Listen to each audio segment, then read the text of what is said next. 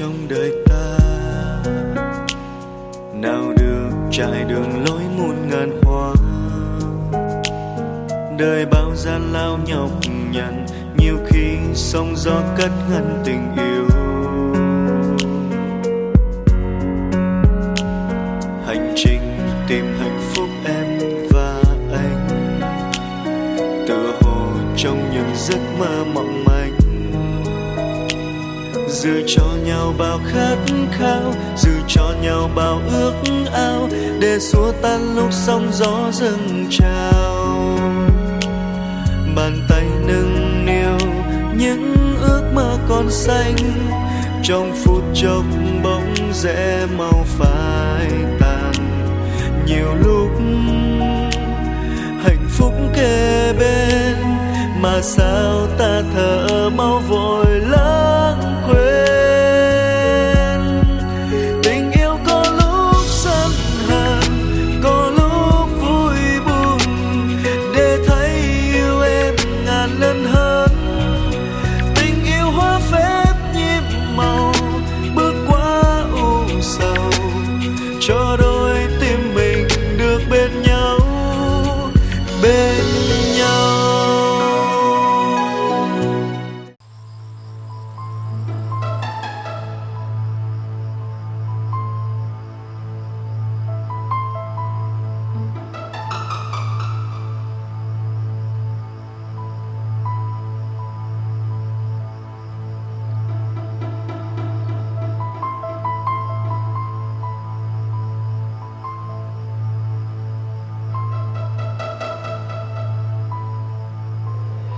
Trời đất ơi, nhà cửa chật chội mà làm gì nằm tùm lum vậy nè. Ủa? Mấy đứa dậy đi. Bác có sao không? Dậy coi. Chật chội nằm tùm lum hết trơn à, không thấy đường đi nữa. Có chuyện gì vậy mẹ? Mẹ khát nước, xuống lấy nước uống. Mà nhà cửa gì mà nằm không có lối đi nữa. Mẹ có sao không? Thôi để con lấy nước cho. Muốn bể xương hông rồi chứ làm sao. Coi đó, cái thân tàn ma dại vậy đó. Lo cái thân còn chưa xong, còn đèo bồng thêm cái đám em vợ này nữa. Bộ mấy đứa tưởng là anh Quy kiếm tiền dễ lắm hay sao vậy? Hay là anh Quy đại gia bao hết cả nhà, ở dưới quê làm được rồi, mắc gì phải lên thành phố kiếm việc làm nữa. Phiền phức hết sức vậy đó. Thôi mẹ uống nước đi. Uống nước đi mẹ. Uống đi. Uống xong rồi mẹ lên phòng nghỉ đi nha. Chuyện của mấy em để từ từ con tính cho.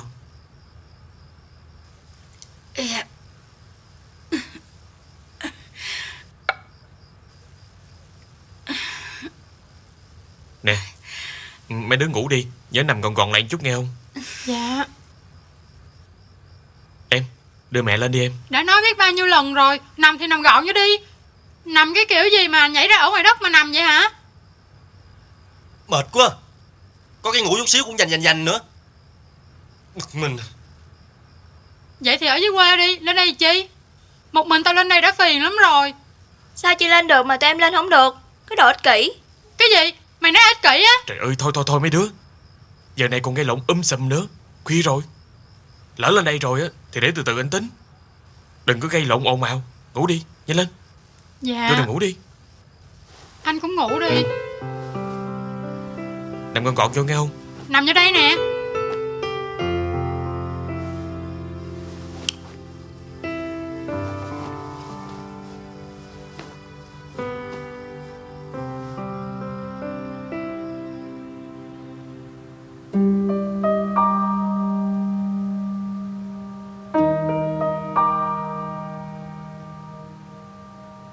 Chào anh. Chào anh. Xin chào. Còn anh vô nói chuyện với chị Quyền mau đi. Được rồi, cảm ơn Được anh. rồi. Quyền em. Anh Quyền, Dũng. Đứng lại. Anh bình tĩnh ngồi xuống. Ngồi xuống. Cô ngồi đi. Chào cô. Trời ơi.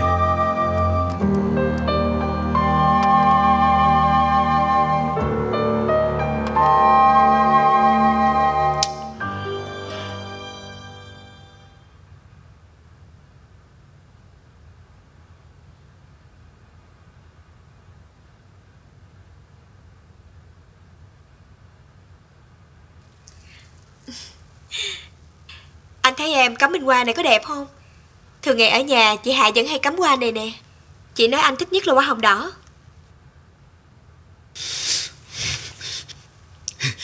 Dạ em hết đi. Tại em nghĩ là anh thích nên em... Cô là ai? Cô là ai mà đòi thay thế Hạ hả? Tất cả những việc mà Hạ đã từng làm, cô làm ơn đừng có bắt chước. Bình bông của Hạ, tôi cấm cô không có được đụng vào.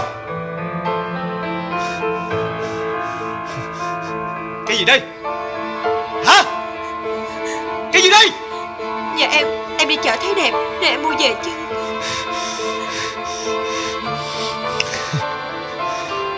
Ai cho cô đem ba cái đồ quỷ này lên đây hả? Ai cho cô thay thế đồ đạc trong nhà của tôi? Lúc Hạ ra đi đồ đạc để sao? Lúc Hạ về đồ đạc vẫn để y như vậy cho tôi. Nghe rõ chưa hả? Chuyện xảy ra như vậy mà cô vẫn bình chân như vậy, vẫn trơn trơn như vậy là sao? Chừng nào cô mới rời khỏi nhà tôi? Cô còn ở đây thì Hạ sẽ không có muốn về nữa, cô hiểu không? Hay là cô đợi tôi đuổi cô ra khỏi nhà rồi cô mới chịu đi hả? Anh ơi, em xin anh lại. Anh đừng có đuổi em ra khỏi nhà. Em không thể rời xa bé Hiếu được. Em nguyện làm trâu làm bò cho anh cái đời cũng được. Anh ơi. Trời ơi, tại sao cuộc đời của tôi lại xui xẻo như vậy hả? Đi đi, biến hết đi.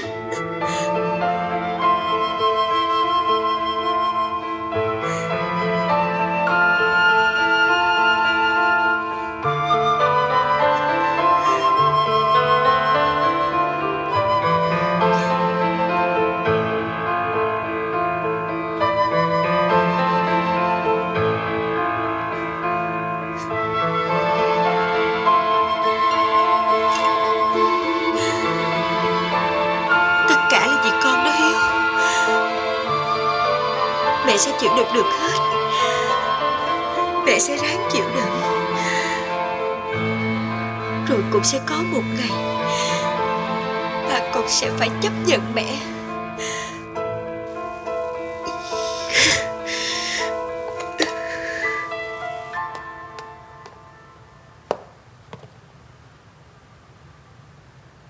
Mẹ ơi, mẹ đâu rồi? Bà Trang đâu? Ra tôi nói này coi. Ơi, mẹ đây. Chuyện gì vậy con? Có chuyện gì mẹ mà ồn dữ vậy? Mày muốn làm gì thì làm. Mày làm ơn đuổi con bé Quầy ra khỏi nhà con đi. Con hết chịu nổi rồi đó. Mẹ mà không đuổi có ngày xảy ra án mạng đó. Trời ơi, từ từ đã. Con làm gì mà dữ vậy? Hay là mẹ tưởng có chuyện gì, nhưng mà mẹ thấy đó, con cũng thương con nhỏ đó chứ bộ. Nếu không thì làm sao con Hạ nó bắt gặp được. Tại mẹ với bà Trang á lúc đầu gài con nên mới có chuyện xảy ra như vậy, chứ con đâu có muốn đâu. Trời ơi, sao tôi ngu ngốc như vậy chứ. Nè con nè, nghe mẹ nói nè, dù sao thì nó cũng sanh cho nhà mình thằng Đức Hiếu. Thằng nhỏ bụi bẩm kháu khỉnh quá trời à. Làm sao mà mẹ đuổi nó đi được? Con không có biết. Mẹ muốn làm sao thì làm. Con không muốn nhìn thấy cô ấy trong nhà này nữa. Cả con cũng không cần luôn. Cô ấy muốn ẵm đi đâu thì ẵm. Con không có trách nhiệm. Trời đất ơi, con nói vậy sao được? Thằng Đức Hiếu là cháu nội đích tôn của mẹ nè, là máu mủ của dòng họ này. Trời ơi, con nói vậy không sợ ông bà tổ tiên mình quở phạt hay sao? Tầm bậy tầm bạ không à. Đúng là cái thân làm tội cái đời mà. Mẹ làm tan nát đời con rồi đó. Con không muốn sống nữa đâu. Chính à. Con biết không, quên nữa, mẹ quên nói với con á, mẹ nghe nói chú Ba Hoàng đó có một cái chuyến đi khảo cổ ở đâu mà hay lắm. Con gọi điện cho chú đi ha. Rồi con muốn đi bao lâu cũng được, mọi chi phí đó ha. Thôi không có cổ kiết gì hết á. Con phải ở nhà chờ hả? Con đi rồi Hạ về thì sao? Tôi ơi. Chính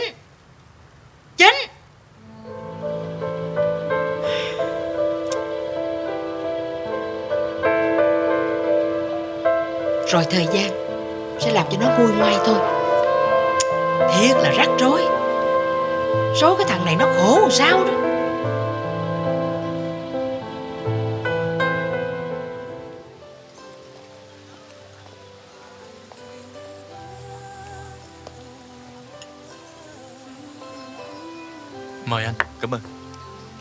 Xin mời. Cảm ơn. Tôi có nhờ người bạn quen với bên công an, hỏi xem là có cách nào để giúp đỡ cho Quyền trong vụ này không. Nhưng mà họ chưa trả lời. Họ nói là phải nghiên cứu lại hồ sơ gì đó. Khoa, ông suy nghĩ kỹ lại xem coi còn có cách nào giúp đỡ Quyền không. Tốn bao nhiêu tiền cũng không quan trọng nữa. Tôi đã vận dụng hết các mối quan hệ, nhưng vẫn không thể, nên phải gọi ông ra đây. Mà bà Quyền cũng to gan thiệt. Tôi đã cản bả đừng có làm vậy. Vậy bây giờ mình phải làm sao đây? Không lẽ mình ở đây để cho Quyền ngồi trong đó sao? Sao gia đình tôi năm nay gặp hạn lớn như vậy chứ? Gặp toàn chuyện xui xẻo không à? Tôi thấy chỉ còn cách muốn luật sư giỏi. Ta luật sư bữa trước ông mời quá non, phải tìm luật sư khác. Mọi việc đã quá rõ ràng. Lô hàng đó đứng tên bà Quyền, mà đây là vụ điểm của công an kinh tế, nên rất khó giải quyết lắm. Thôi được rồi, ông hãy giúp tôi tìm một luật sư giỏi.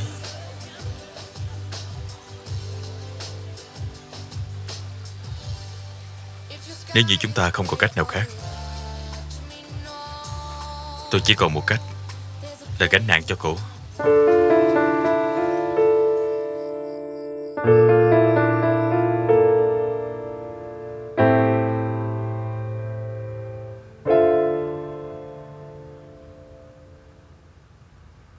Bà ơi, sao ba đi đón mẹ?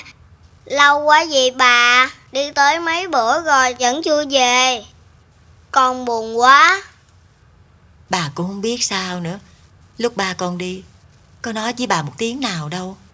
Chắc là mẹ bận công chuyện làm ăn gì đó. Thôi, con gọi cho ba mẹ con thử coi, để bà bấm nha.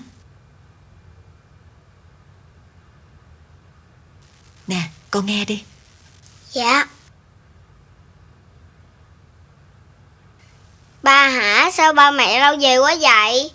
Ba mẹ sắp về rồi, con ráng chờ vài bữa nữa nha. Vài bữa nữa hả ba?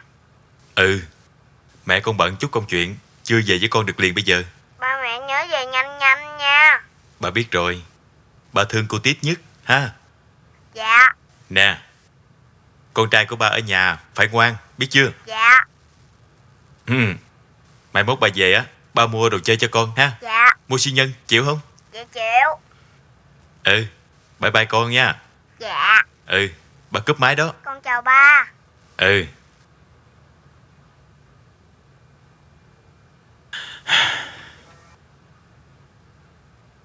Alo, tôi Dũng đây. Dạ, dạ chào luật sư. Luật sư Hoàng Bảo hả? Dạ, tôi đang chờ anh ở trên phòng.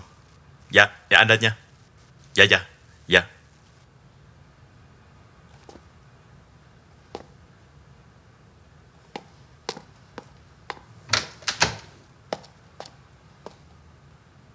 Dạ, mời anh ngồi.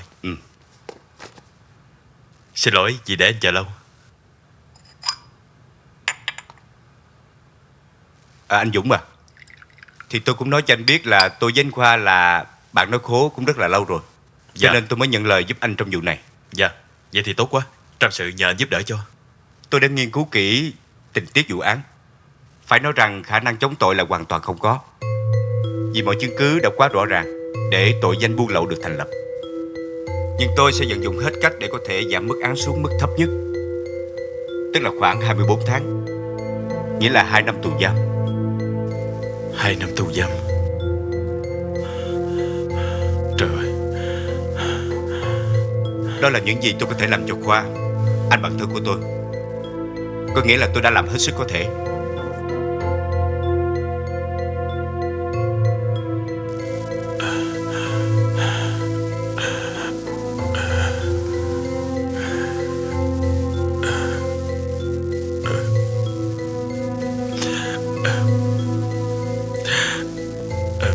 Cảm ơn anh. Nếu cuối thì mới nhờ anh. Tôi cũng đã liên hệ với người bạn có chút quen biết ở đây.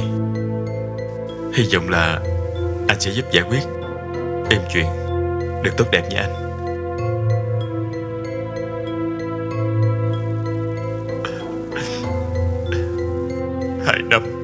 Sao mà cô ấy chịu nổi chứ?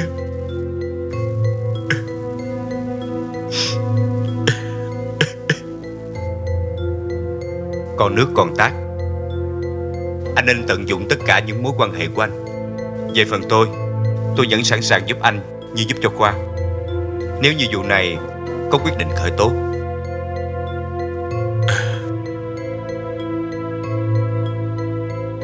Vậy nha. Chào anh. Có tin gì mới anh cứ liên lạc với tôi. Trong sự nhờ anh giúp đỡ cho. Được rồi.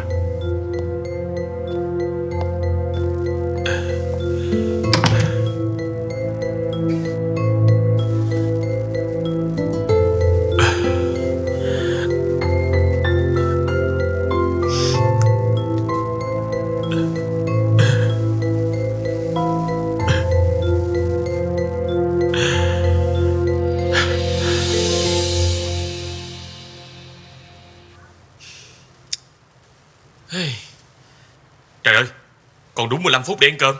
Hey. Anh Huy về rồi. Huy về. Cả nhà mình ăn cơm đi. Ăn cơm thôi. Em kêu hai bác xuống ăn cơm đi. Thôi. Nó bụng quá trời rồi. Ủa, sao mọi người chưa có ăn cơm hả? Bác gái không cho ăn.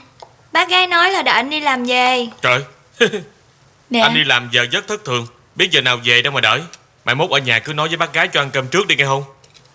Dạ. Ba mẹ ơi, xuống ăn cơm luôn ba mẹ ơi. Ơi, Con có 15 phút ăn cơm thôi đó nghe. Con còn phải chạy làm thêm ở quận 8 đó. làm gì mà làm dữ vậy con? Anh ăn đi để trễ đó. Ăn đi. Dạ.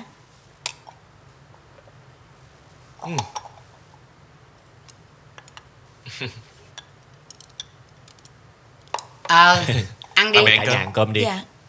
Ông coi cái số thằng Quy nó khổ ghê không? Ăn cơm mà gấp rút vậy đó. Từ từ ăn đi con, mắc nghẹn à con.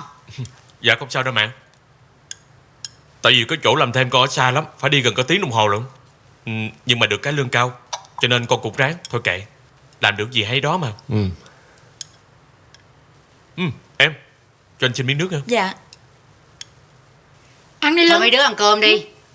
Dạ. Ăn đi mấy đứa. Ăn đi con. Đây anh. Cảm ơn em.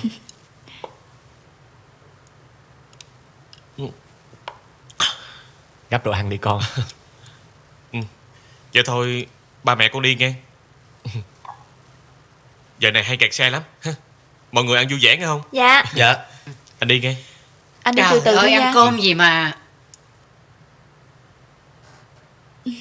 Ông à, Hả? hay là ông coi Nè, bạn đi. bè ông có con làm giám đốc Dạ. gì đó. Ông kiếm cho con Linh với thằng Lân đi làm đi. Chứ đợi thằng Quy biết chừng nào ông.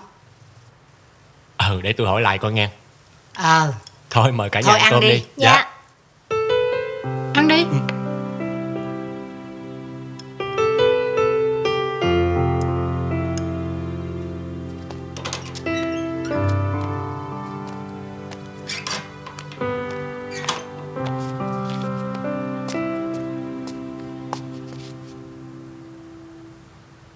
Cô ngồi đây đi. Dạ.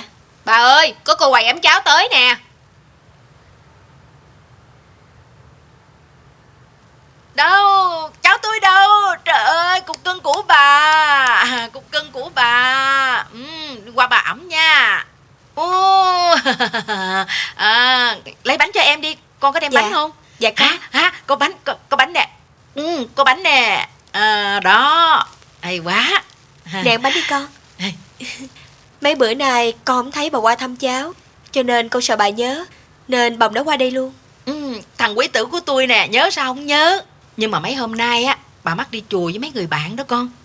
Sẵn bữa hôm nay qua rồi đó nha. Như vậy là ở chơi luôn cả ngày cho đã đó nha. Bà thấy bé Hiếu bữa nay có nặng hơn bữa trước không bà? Con mới cân cho cháu, thấy nặng hơn 1,5 kg rồi á. Trời ơi, nó tê cái chân tôi đây nè. Nó bụi bặm kháu khỉnh quá vậy nè. Mẹ mày bắt tay quá nghe chưa? Biết đẻ biết nuôi lắm nha. Đưa đây bà đút cho. Giỏi quá. Nè, nghe bà nói nè. Thôi sẵn cái đà này á, con làm tới luôn đi. Cho bà thêm đứa cháu nữa đi con. Con gái con trai gì cũng được hết trơn á, ha. Bởi vì bây giờ mọi chuyện nó đổ bể ra hết rồi.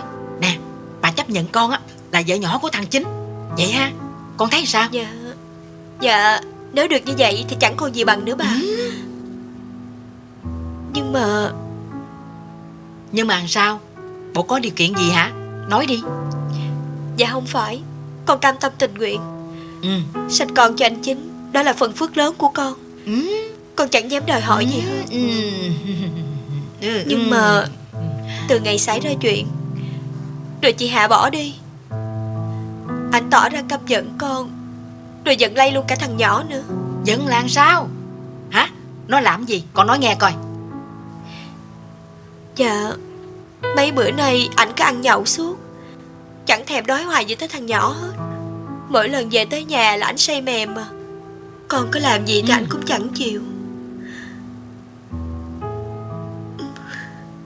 Nè, vậy còn chuyện kia nó có vô với con nữa không? Dạ không. Trời ơi cái thằng. Thôi được rồi, cứ để yên mọi chuyện đó đi. Bà có cách rồi, con đừng có lo gì hết trơn á. Bây giờ đó nhiệm vụ của con nè là lo cho thằng cháu Hiếu nè, thằng Đức Hiếu của tôi nè. Con làm sao cho nó khỏe mạnh ha, nó mau lớn là được. Con á, học thêm nấu ăn đi con, rồi học thêm cách đối xử trong gia đình nữa nha. Con mà có dốc dáng như vậy nè, phải chú ý chịu khó ăn mặc cho nó thời trang lên một chút. Chắc chắn là con đẹp hơn, nghe không? Dạ con cảm ơn bà. Con thiệt là có phước. Con nói vậy thì bà cũng... Con biết không, bà thấy cũng tội nghiệp con Hạ lắm. Nhưng mà ai mượn cũng tại nó thôi, không chịu sanh nở gì hết trơn à. Đàn bà con gái gì mà không sanh nở được thì phải lấy vợ cho chồng chứ. Đằng này giận dỗi bỏ đi là sao? Thiệt thôi ráng chịu. Bà nghĩ như vậy đó. Con thấy sao, đúng không? Con cảm ơn bà. Phải chứ, thương quá à. Dạ. Dạ. Anh nói sao? Người ta không chịu nhận quà hả anh? Vậy là tiêu rồi. Anh ơi, anh nghĩ xem còn cách nào khác giúp đỡ vợ chồng em không anh? Anh à, hãy cứu vợ em lần này đi anh. Alo.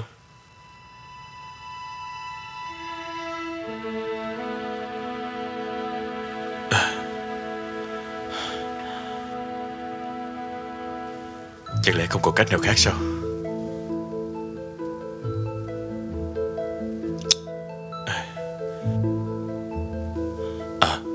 Còn anh Sơn nữa. Anh Sơn cũng quen biết nhiều. Thử gọi cho anh xem sao.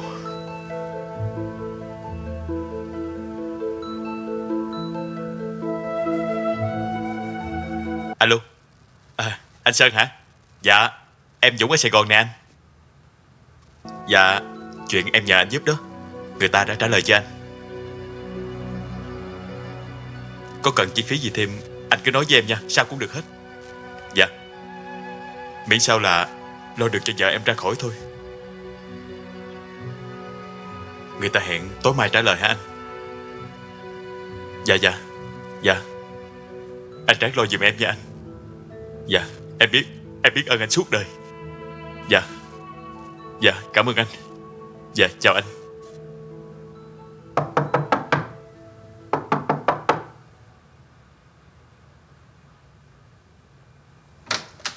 Chào ông.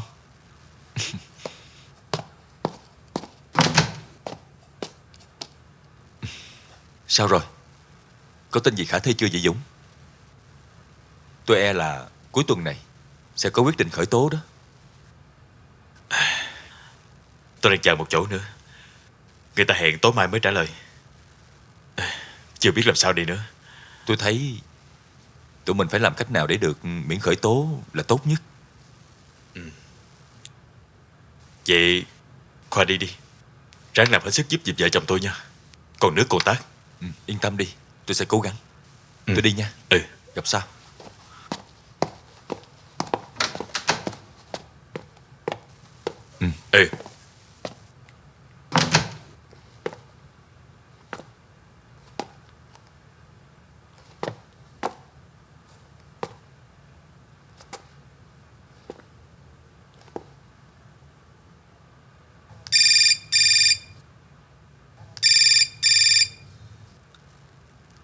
Alo. Chú Dũng ơi, chú về liền đi. Bà nội đi đón em Tích bị đụng xe gãy chân rồi. Con ở nhà con biết xoay sở làm sao nữa. Chú về liền alo. nha chú. Nè, cưng, nè. Trời ơi là trời, sao quả vô đừng chí gì chứ.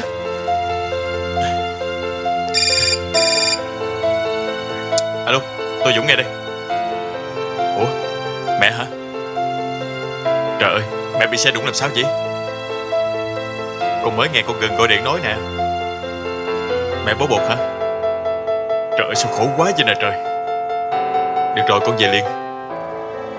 Không, chỉ có mình con về nhà thôi. Quyền đi công tác ở nước ngoài rồi mẹ. Dạ, vậy mẹ ráng chút nha. Con đáp máy bay về liền. Vậy nha mẹ. Dạ.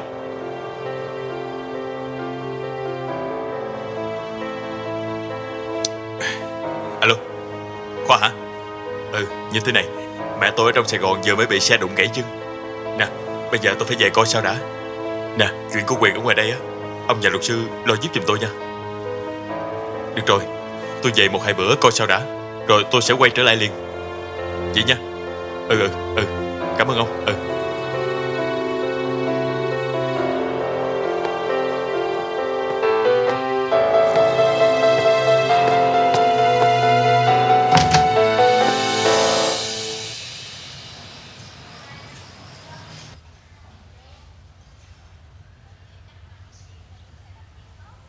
Mẹ có thấy đỡ đau chút nào không mẹ? Con Huyền chừng nào về vậy con? Mẹ thì đau nằm một chỗ, không có ai chăm lo cho thằng Tích. Mẹ cứ yên tâm đi mà. Con sẽ gửi cô Tiết qua nhà vợ chồng một người bạn. Mai con phải trở ra Đà Nẵng. Con còn công việc dở dang ở ngoài đó. Bỏ dở là đổ bể hết. Con kêu con Huyền để về nhà đi. Mẹ không có yên tâm chút nào hết.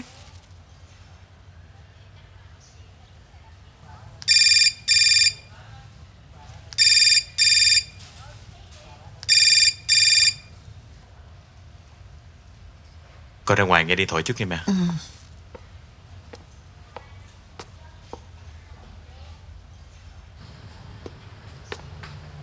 Khoa hả? Dũng nè. Tôi biết rồi. Tôi xin chia buồn với cậu.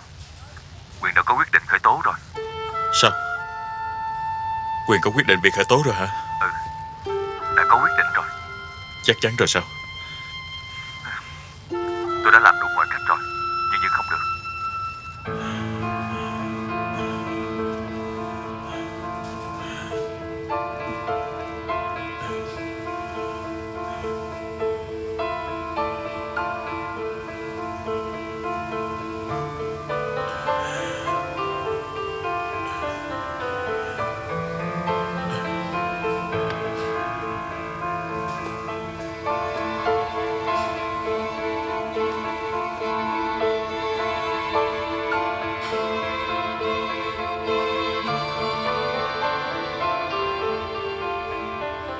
Dũng, sao vậy con? Có chuyện gì vậy? Mẹ ơi, sao con khổ vậy nè?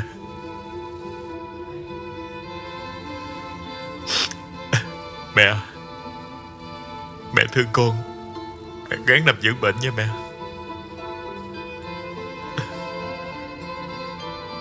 Con phải ra Đà Nẵng để giải quyết một việc rất quan trọng. Con bất hiếu với mẹ quá. Mẹ tha thứ cho con nha mẹ. Con sẽ để lại số điện thoại. Mẹ để cho con Gừng gọi cho số điện thoại đó. Lúc đó mấy đứa bạn con sẽ tới giúp. Nhưng có chuyện gì vậy con? Con nói cho mẹ nghe đi. Mẹ có giúp gì được cho con không? Sao con lại khóc vậy chứ?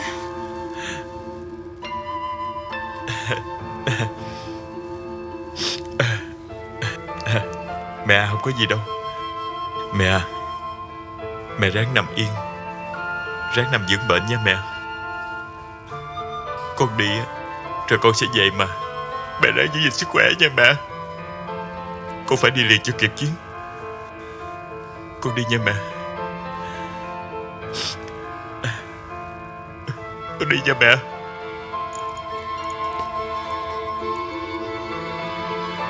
Con đi nha mẹ.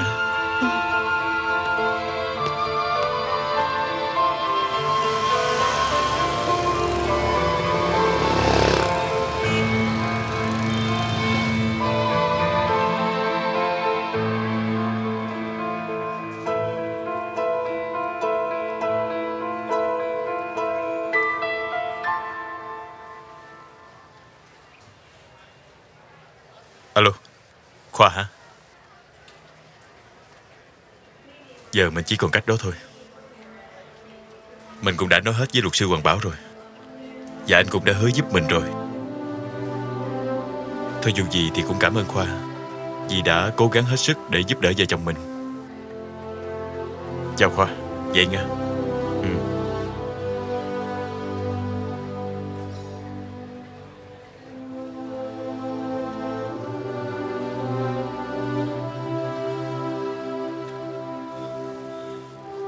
Alo, Minh hả?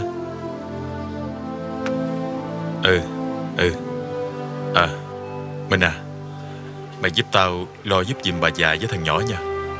Tao đang có nhiều chuyện rối lắm. Thôi được rồi, rồi tụi bay sẽ được biết. Vậy nha. Được rồi.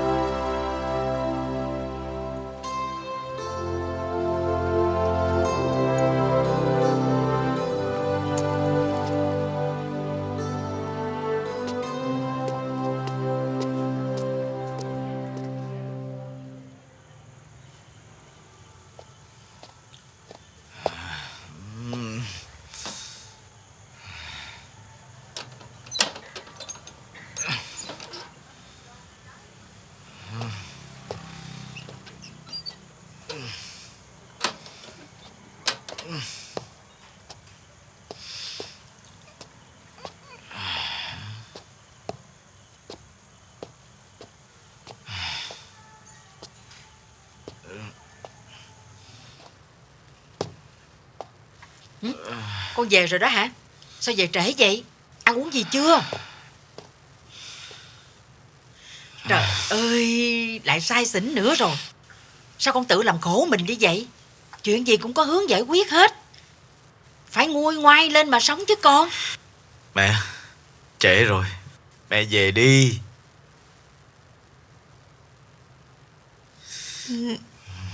Dạ.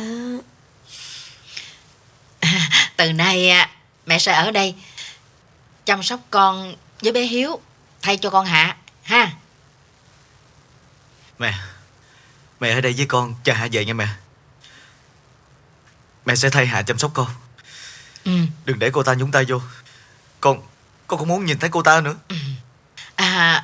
Mẹ tin là khi nào mà nguôi ngoai bớt thì Hạ sẽ về. Hạ không sanh nở được thì phải suy nghĩ lại mà chấp nhận thôi con à. Mẹ ơi, mẹ nghĩ là Hạ sẽ tha thứ cho con phải không mẹ? Liệu chuyện đó có xảy ra không mẹ? Hạ là người nhân hậu, lại hiểu lẽ đời nữa. Mẹ tin là Hạ sẽ trở về. Mà biết đâu khi Hạ trở về cô ấy còn mong muốn cho con Quầy là sanh cho cái nhà mình là con đàn con đống nữa chứ. Lúc đó Hạ sẽ là vợ lớn, Hoài sẽ là vợ nhỏ, giống như ông bà mình ngày xưa vậy đó con. Mẹ nói nghe hay quá. Con chỉ cần Hạ về thôi, để cho con được nói lời xin lỗi với cô ấy. Con sẽ làm tất cả để Hạ tha thứ cho con mẹ. Mẹ nghĩ là Hạ sẽ chấp nhận thôi. Lúc Hạ về đó mẹ sẽ nói cho cô ấy hiểu, nói cho cô ấy nghe.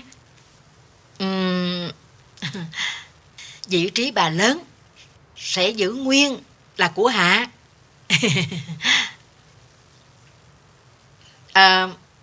Bây giờ nè, con uống cái chén thuốc bắc này đi. Mẹ sắc cho con uống đó, uống cho con khỏe.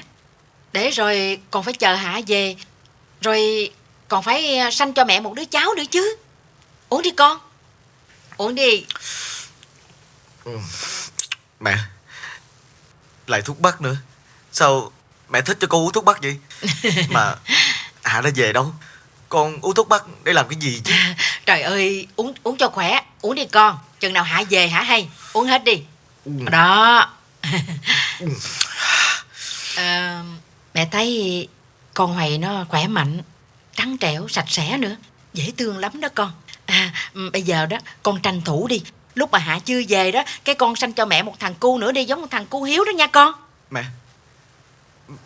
Mẹ vừa nói cái gì? Ý mẹ là sao? Ý của mẹ là... Dạ, mẹ chấp nhận cho Hoài làm vợ nhỏ của con. Trời ơi!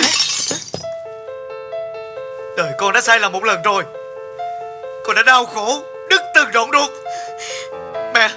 Mẹ đừng bắt con phải phạm sai lầm một lần nữa. Chính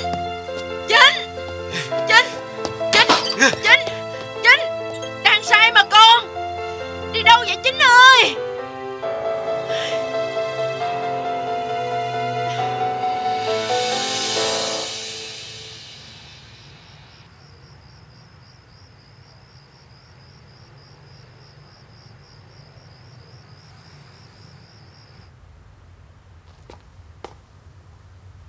Minh à. Dạ. Con chơi với thằng Dũng con Huyền. Con có biết chuyện làm ăn của tụi nó ra sao không? Có xảy ra chuyện gì? Hình như là nó giấu bác chuyện gì đó. Bác thấy lo. Bác ơi, không có chuyện gì đâu bác. Cái chuyện làm ăn kinh doanh mà, lúc lên lúc xuống, lúc lời lúc lỗ, đó là chuyện bình thường thôi. À, chắc đợt này thằng Dũng nó đi ra Đà Nẵng để nó đón Huyền về đó bác. Nó nói với con vậy hả? Nó không có nói với con gì hết, con đoán vậy thôi. Lúc nó đi gấp quá, cho nên nó cũng không nói gì với con hết á. Nó chỉ nói là ở nhà chăm sóc bác giùm thôi. Trước hôm nó đi, nó có khóc trước mặt bác. Nó nói là bất hiếu, bác hãy tha thứ cho nó. Mấy câu đó cứ ám ảnh bác mấy ngày qua. Bác lo xảy ra chuyện gì đó Minh à? Không có sao đâu bác yên tâm đi mà.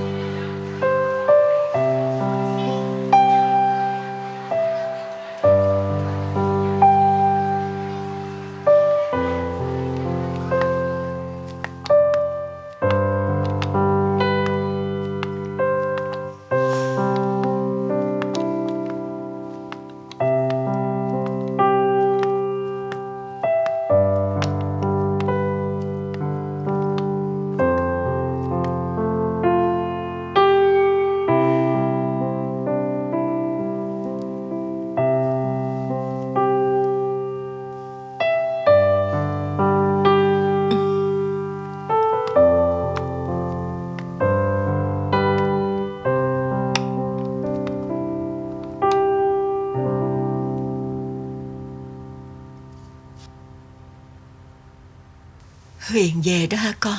Dạ. Dũng đâu con?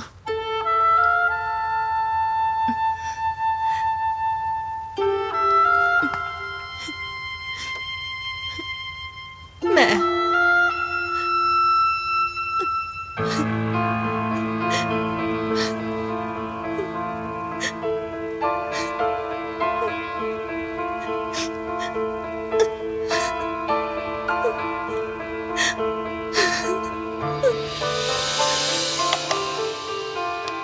Dũng đã quyết định đứng ra nhận tội thay cho Huyền, để Huyền được về nhà chăm sóc mẹ và con trai, và tiếp tục lo chuyện công ty.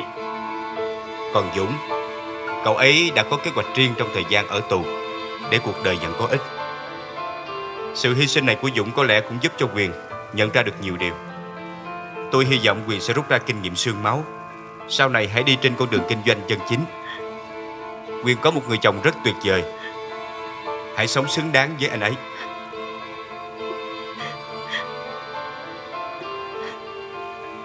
Tôi tin vào những điều Dũng nói. 2 năm trong tù sẽ không là thời gian uổng phí.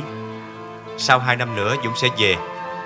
Có thể lúc đó Dũng sẽ không còn đứng trên bục giảng nữa.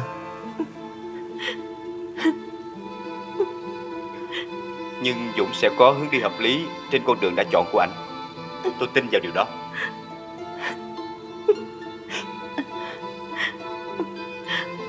Em sẽ cố gắng sống sao cho xứng đáng để bù đắp cho anh ấy.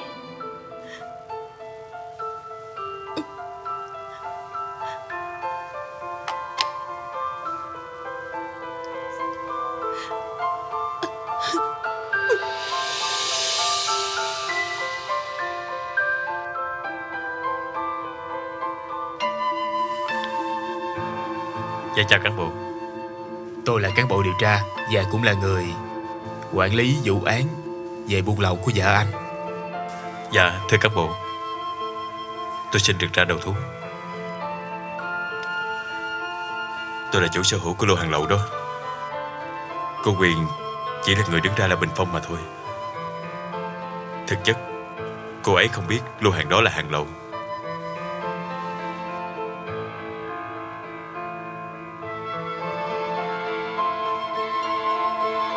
Yêu cầu anh khai chi tiết vô đây.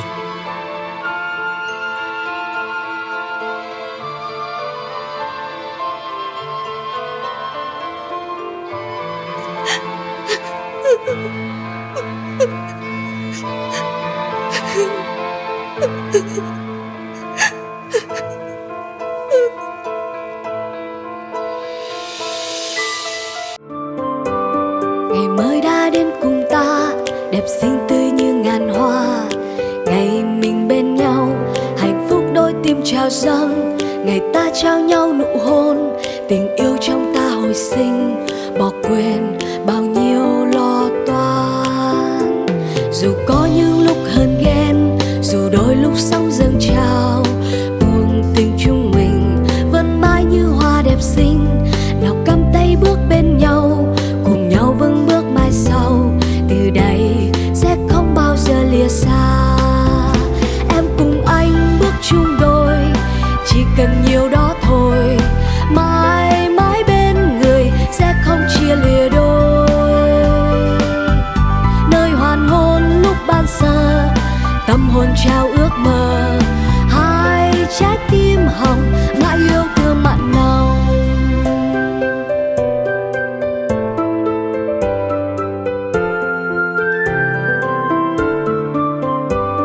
Ngày mới đã đến cùng ta, đẹp xinh tươi như ngàn hoa. Ngày mình bên nhau, hạnh phúc đôi tim trao dâng. Ngày ta trao nhau nụ hôn, tình yêu trong ta hồi sinh. Bỏ quên bao nhiêu lo